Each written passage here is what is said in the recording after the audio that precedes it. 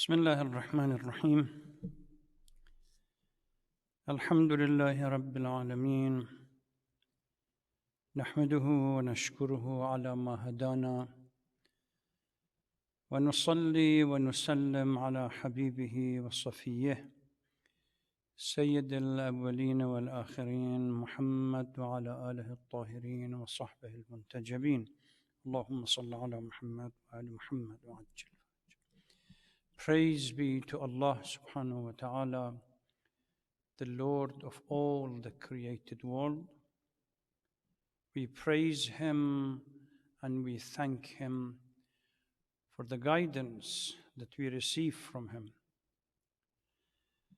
We greet and salute the most select and beloved of all the Prophet, our Prophet, the Holy Prophet of Islam, and his pure progenies.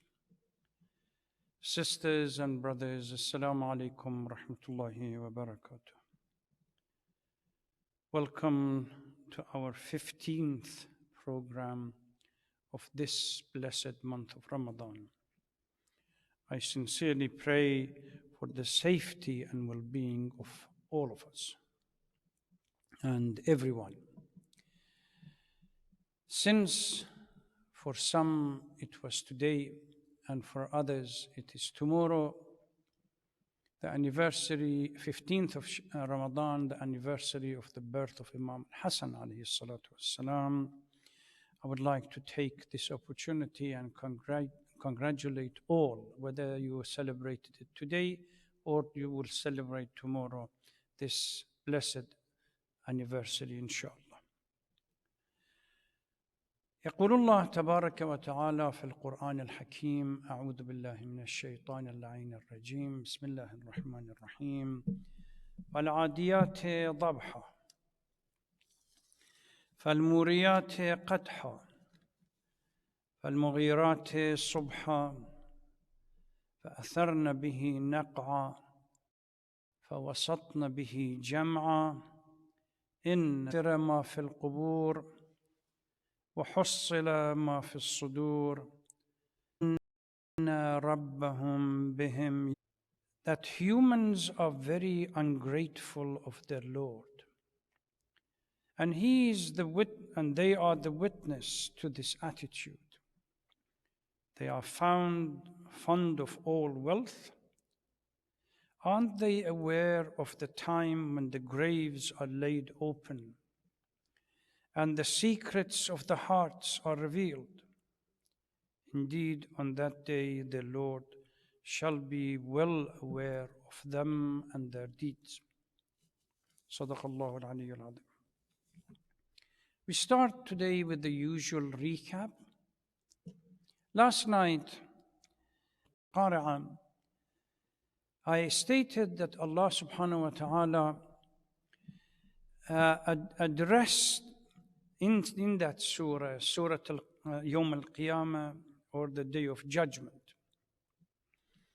and stated that on that day, that we are all forewarned, but no one has prior knowledge of its arrival. And the qara'a, its metaphorical use, that it could arrive as sudden as a knock, unexpected rap. We have to be watchful and mindful. At the past, no matter what, ever. But in response, prayer, fasting, khums, zakat, hajj, everything that we haven't done, but it's on our shoulder, we really need to do them. We shouldn't wait until we depart and then make a wasiyah and a will. Would somebody pay somebody to go to hajj on my behalf? I have the responsibility to do that during my life. Now let's move to Surah Al-Adiyat, which is the subject of our discussion today. The central theme that runs through this surah is rebuking human being for being ungrateful to Allah subhanahu wa ta'ala. Humans are informed that whatever they gain in their lives, in this world. It's through the means that Allah subhanahu wa ta'ala and the resources that Allah subhanahu wa ta'ala has given it to them. And yet, despite that, humans are forgetful, dismissive of their responsibility to Allah. And one of their main characteristics that this chapter deals with, that these people not only are dismissive of the secrets of the heart. And on that day, Allah subhanahu wa ta'ala is going to deal with them accordingly. Strange within this surah, as we go through it and deal with every verse, Allah subhanahu wa ta'ala reminds human and asks them to show the same fidelity that their horses showed them in battle. The same fidelity to Allah that their horses show them in battle. Had they given them that kind of attention, it would have been different. Most commentators claim that this surah is Makki. And if we look at the content and everything else that we talked about, characteristics of surah and chapters of Makki, this surah has it. Although few individuals, few commentators have indicated that it is Madani, early part of Medina, because it talks about battle.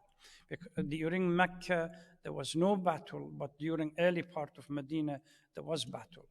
And particularly with regard to the Battle of Badr. Amir al-Mu'mineen salawatullah salamu alayhi, when Ibn Abbas goes to him and asks clarification about this, he said, no, this verse, this chapter has nothing to do with the Battle of Badr, because during the Battle of Badr, we only had 2 horses, and the rest were camels, few camels that we had. So the notion that this surah somehow talks about the number of horses as they thump and go around and pant and gallop and create this kind of thing did not exist. Amir al-Mu'mineen claims that it is somehow to do with the camels as they move and carry people within various stations in Hajj, but that is a particular understanding. So the content of the verse, the style of the verse, the structure of the verse clearly indicates that it is Mecca. It could be something similar to it that might have revealed, but if we were to focus purely on the structure, the content, and the size of the verse, the chapter, we tend to move towards the chapter being Makki rather than Madani. The surah takes its name from the first word, mention of Al-Adiyat, the charge in the first verse. There are several different accounts regarding the occasion under which this was revealed. Some people, those who opt for Medina, they say this was revealed regarding Bani Kanana and their revolt against the Muslim, or their attacks against Islam at the beginning, and how the Holy Prophet sent a group of people to go and fight them. There's another account that attributes it, this is what I just talked about, Amir al-Mu'mineen salawatullah salamu alayhi, that he sees that this is a depiction of a portion of Hajj, where pilgrims rush on their mounts from Mount Arafat to Muzdalifah and Mina. So they are on their camels as they move around. But it makes this the beginning of the surah that talks about the spark coming out as these animals kick the ground doesn't fit with the camel. We know, Allah knows. This surah is unique in a sense that it divides itself into 3 sections. 5 oaths at the beginning. Then comes the response to the oath, and then comes the conclusion. The conclusion. The 5 oaths, by various forms of charging horses or camels, Then the next three verses, that is the number 1 to number 5. The next three verses from number 6 to number 8 discusses the state of human beings and their ingratitude towards Allah subhanahu wa ta'ala. Despite receiving all the blessing in their life from Allah, all the means or the resources are given to them, and yet when it comes to Allah, they become forgetful. And then the last three verses, which is 9 to 11, warns that God is aware of all this, and on the day of judgment, one will have to answer for what lies even in their heart and in their chest, what they have hidden during their life. Wow, as we have already talked about, the noun or something that the Arabs used for oath, qasam. We have seen this وَالْعَادِيَاتِ ضَبْحًا here and before in other verses. وَالْعَادِيَاتِ ضَبْحًا, I swear by those animals that run snorting as they prepare themselves to attack and charge. Refer to either horses. This part of it we can use either both for horse and for the camel. That pant as they get ready and literally charge themselves, ready to move. فَالْمُورِيَاتِ قَدْحًا, the striking of the hooves on the rock. This doesn't fit with the camel. As the sparks fly when they use their hoof to kick and get ready to indicate that they are ready to move. This is more inclined towards horses. As they get فَالْمُغِيرَاتِ صُبْحًا فَأَثَرْنَ بِهِ نَقْعًا فَوَسَطْنَ بِهِ جَمْعًا. All of this describes how animals charge themselves mentally, ready to move and rush towards the heart of the enemy. As they get ready on early morning, charge and go to the heart of the enemy troops. This is, if we talk about the fact that this refers to a particular incident, then the desert at that time more inclined towards camel rather than towards horses. These are the 5 oaths.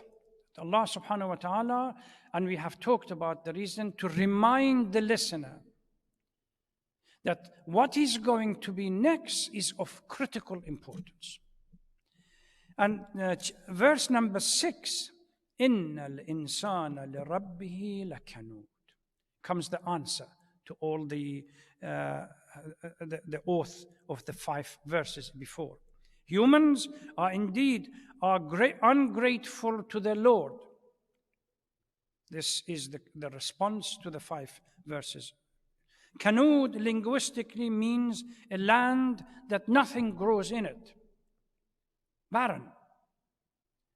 Here is used as ungrateful or petty or miserly individuals.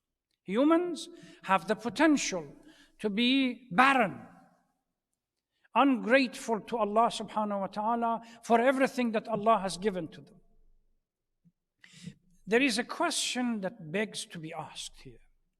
Now we know through various verses of the Holy Quran that Allah refers in a condescending way or in a way that humans are source of problem or an evil.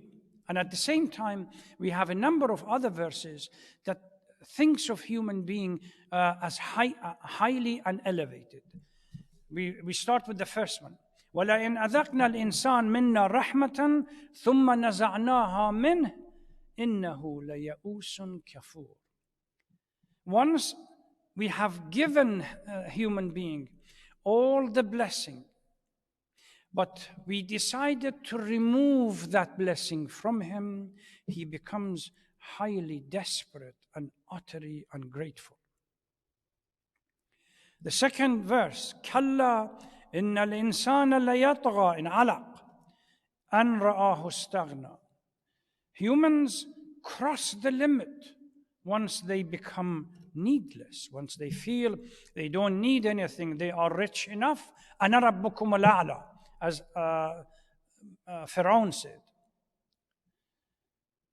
Another verse, إن الإنسان خلق هلوعا إذا مسه الشر جزوعا. Mi'raj 19 and 20. Humans have been created weak in courage, very upset when touched by a slight discomfort or calamity. وحملها الإنسان إنه كان ظلوما جهولا. And indeed, he is unjust and unaware, ignorant. If we have these verses and the one we just talked about, إِنَّ الْإِنسَانَ لَرَبِّهِ لَكَنُودٍ in Surah Al-Adiyat, clearly indicates that humans by default, there is something fundamentally wrong in their nature. And yet, we have other verses in the Holy Quran that thinks of human being in a highly elevated status. وَلَقَدْ كَرَّمْنَا بَنِي آدَمَ وَحَمَلْنَاهُمْ فِي الْبَرِّ وَالْبَحْرِ. Indeed, we have bestowed dignity on the children of Adam and made them superior to many of those whom we have created. وَفَضَّلْنَاهُمْ عَلَى كَثِيرٍ مِمَّنْ خَلَقْنَا تَفْضِيلًا. To many of لَقَدْ خَلَقْنَا الْإِنسَانَ فِي أَحْسَنِ تَقْوِيمٍ, the best of the best. إِنِّي جَاعِلٌ فِي الْأَرْضِ خَلِيفَةً. I'm going to create a vicegerent and give this unique individual the position of representing the divine on earth. So the question is, what is the nature of human being? Is it by default evil and goodness is somehow abstraction and transient? Or the reverse? By default good, and if they become disobedient, sinful, and ungrateful, it's the result of a transient situation. All the ahadith that we have points to the second. كل إنسان يولد على الفطرة. Human disposition is based on purity. إلا, it's the external factors, the external components that ultimately lead to them being deviated from the right path and moving non-linear, so to speak. So the nature of human is pure. Sin and disobedience is the product of circumstances. And once these humans are taken out of those circumstances, they move towards the purity. So, because they are essentially geared towards Allah subhanahu wa ta'ala and purity. Nature of human by default is pure. If we see a human being going the wrong way, is the force of the nature and the nurture, the circumstance that they have been put into, and this is the result of it. There is a hadith from Imam Muhammad al-Baqir alayhi salatu wasalam. One day he and few of his disciples were walking within Medina, the market, and a group of the supporters of what we call the Amavi supporters, or the Uthmanis, they passed by the Imam and they did not offer respect and they did not salute the Imam.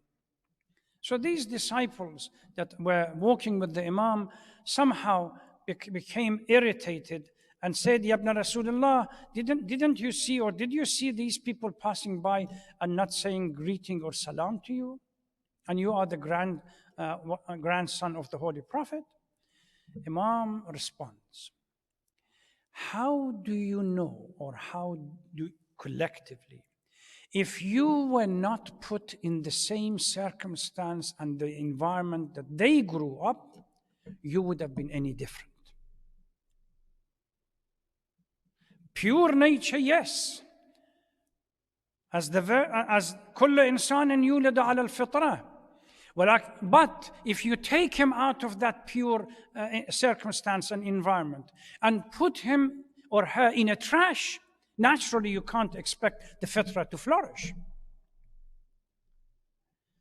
So the evilness is not inherent, is transient, is the result of the consequence of the force of circumstance that a person is put into. And ultimately, naturally, that leads to consequences. This is why in a hadith we say, in response to the question that whether Allah subhanahu wa ta'ala on the day of judgment is going to punish those who didn't know or they are ignorant.